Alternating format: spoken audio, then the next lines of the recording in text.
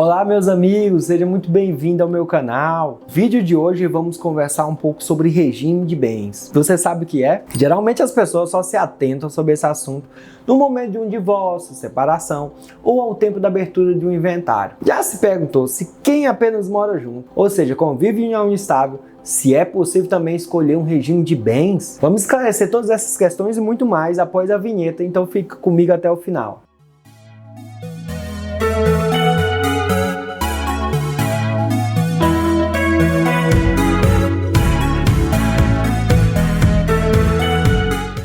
Antes de começar a nossa conversa, convido aqueles que ainda não são inscritos a se inscrever e deixarem seu like aqui embaixo para colaborar com o crescimento desse canal e nos continuar incentivando a produção de novos conteúdos. Feito o convite, vamos para o nosso tema. Esse vídeo certamente será muito importante para a compreensão de diversos assuntos, principalmente quando conversamos sobre partilha de bens em caso de divórcio, separação em união estável ou mesmo sobre inventário, que é o procedimento de partilha de bens em caso de morte. Primeiramente, o que é regime de bens e qual a sua importância? De uma maneira simples, regime de bens são regras que definirão sobre a disposição dos bens de um casal. Em outras palavras, é um acordo definido entre os cônjuges a respeito do que acontece com os bens de cada um até aquele momento e o que acontecerá com os bens a partir daquele momento, principalmente em caso de divórcio, separação ou morte, ou mesmo em outros fatos ocorrentes em vida, é exemplo da doação. Para você ter uma ideia, o impacto na escolha do regime de bens é tão grande que influencia até no direito de herança. Muitas vezes, quando estou atendendo um caso de divórcio, escuto de um dos cônjuges a seguinte frase: doutor, eu comprei e paguei sozinho, porque ele tem direito. Veja bem, essa afirmação pode ser completamente irrelevante a depender do regime de bens escolhido. A título de exemplo, se o casal celebrou o casamento sob o regime de comunhão universal de bens, não importa quem pagou pelo bem, tampouco os bens que cada indivíduo tinha antes de casar.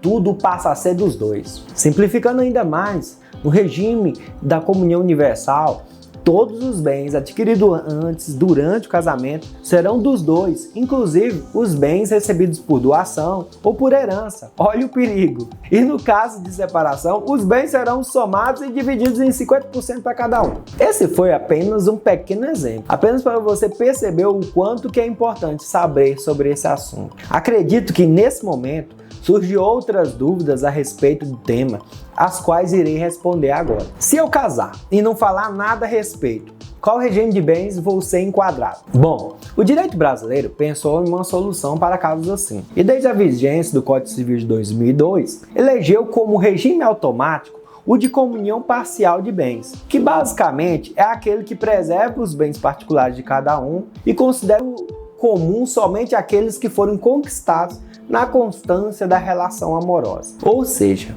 em caso de eventual partilha, em regra, só dividiria os bens conquistados durante a relação. Porém, faço um alerta. Essa é uma explicação bem resumida do que seria o regime de comunhão parcial de bens, porque existem muitas ressalvas que precisaria de mais tempo para compreender esse regime completamente. Mas não se preocupe, desde já eu vou te adiantar que logo irei fazer um vídeo exclusivo somente sobre esse regime de bens. Por isso, se inscreva no canal para ficar ligado. Mas voltando, o que geralmente ocorre é que os casais, diante de todo o amor envolvido em questão que estão vivendo, não se atentam ou mesmo não querem tratar desse assunto às vésperas do casamento ou da união, deixando o direito de escolher por eles.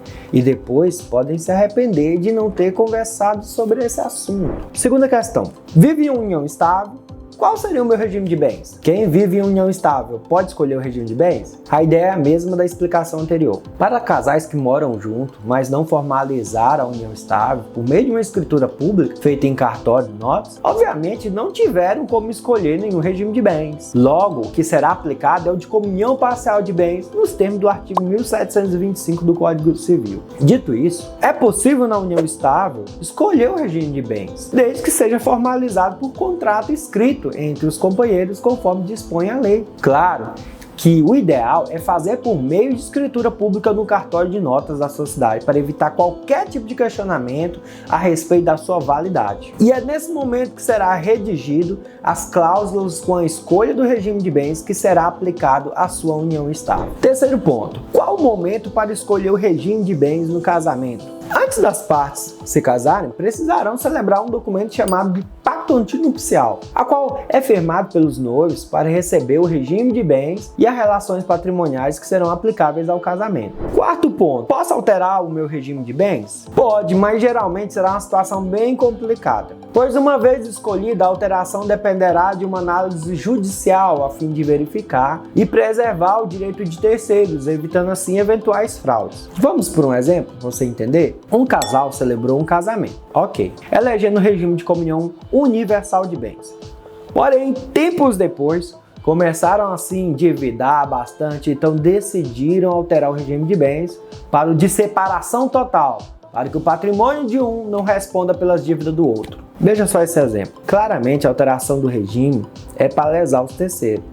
E provavelmente a justiça não aceitará tal alteração de um regime abrangente para um mais restritivo, que é o de separação total, compreende? No entanto, o contrário é possível. Recentemente, o STJ decidiu que é possível alterar o regime de bens restritivo, ou seja, mais limitado, para um mais abrangente. Como, por exemplo, quem casou pelo regime de separação total, agora é o inverso, deseja alterar para o de comunhão universal, mais abrangente. Essa decisão é bem interessante e acertada. Vou ressaltar que se os motivos da alteração do regime de bens for de boa fé e não lesionar terceiros, é claro que vai poder ser feito. Bem, até agora nós conversamos bastante, mas de forma geral, do que seria regime de bens. E acredito que agora você notou a importância de conhecer sobre esse tema. Mas quais os tipos de regime de bens que existem? Bom, vou apenas listar, mas breve irei fazer um vídeo separado explicando sobre cada um. Atualmente, temos o comunhão universal de bens, comunhão parcial de bens, separação de bens, separação obrigatória de bens, participação final nos aquestos e regime misto.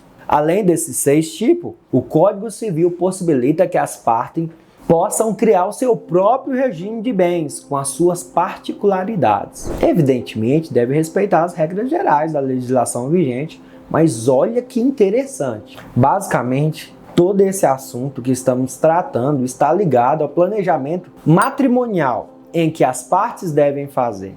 Diante da realidade social em que estamos vivendo, nunca foi tão importante como agora discutir com um advogado especializado, é claro, sobre planejamento matrimonial, a fim de construir regras que protejam o patrimônio particular de um cônjuge ou companheiro, ou mesmo dos dois, entre outras situações atinentes ao patrimônio. Ou seja, veja que o planejamento matrimonial está ligado ao patrimônio, mas antes de celebrar a relação afetiva. Pode até parecer estranho conversar com um companheiro ou a companheira sobre o assunto, mas imagine uma situação em que um deles já foi casado, já tinha patrimônio particular e filhos da relação anterior e hoje deseja constituir uma nova família. Já pensou se esse novo relacionamento termina? E o patrimônio que por vezes acabara se misturando com o do outro, como fica? Pois é, um já tinha um imóvel que estava alugado e os recebíveis desses aluguéis estavam sendo usados para uma aplicação financeira. Você sabia que em caso de divórcio, a depender do regime de bens, terá que dividir essa poupança proveniente dos aluguéis do imóvel particular?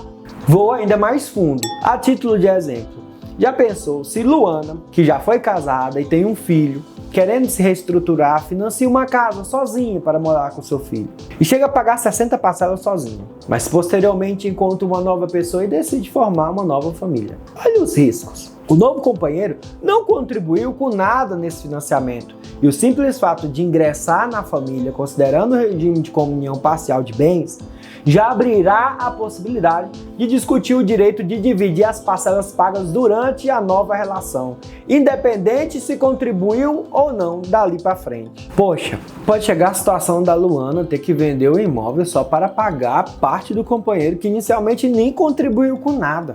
Outra situação é se um dos cônjuges durante o casamento recebesse uma herança. A depender do regime de bens, em um futuro divórcio, por exemplo, teria que dividir aquele bem, ou mesmo os frutos e rendimentos, que seriam os aluguéis, etc. Note que existem tantas possibilidades que o regime pode impactar, que se fosse tratar aqui, gastaríamos horas e horas só explicando. Por isso, num contexto atual, é importante o planejamento, é esse nome mesmo, matrimonial, para as famílias, a fim de evitar ou amenizar futuras discussões. Esse é um tema muito interessante que precisamos conhecer mais. Se você gostou, se inscreva no canal, deixe sua curtida, compartilhe com seus amigos. Nos vemos no próximo vídeo. Forte abraço, até logo!